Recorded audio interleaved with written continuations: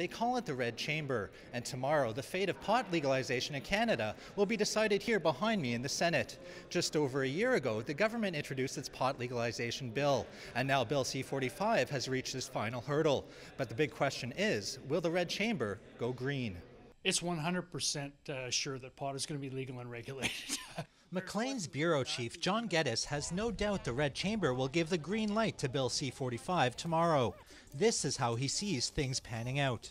The Senate probably passes the legislation this month sometime, with some kicking it back and forth to House of Commons. It gets royal assent before the summer. The federal government has told provinces they'll give them 8 to 12 weeks to adjust after that day before they actually bring the thing into force. So that takes us out, probably out of the summer months into the early fall. Originally, the government hoped to make pot legal by July 1st, but the Senate is expected to make up to 45 amendments to the bill, making that date unattainable. But Canada's health minister is still certain pot will be legal soon. We are very confident that Bill C-45 will get through the House at this session, and then from there, as we've indicated, provinces and territories have made it very clear that they need a period of time for a transition period, so we have to factor that in. But I'm confident that we'll be able to meet, our summer of 2018 deadline.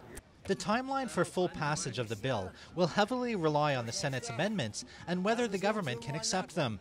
Geddes says many of those amendments touch on important issues.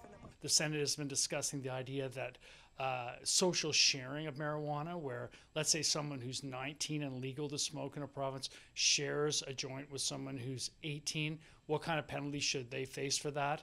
Tomorrow's vote could happen as late as midnight, but most expect it earlier than that. So after 14 months of legislative hurdles and 200 hours of testimony, only the Red Chamber stands in the way of pot smokers' green dreams.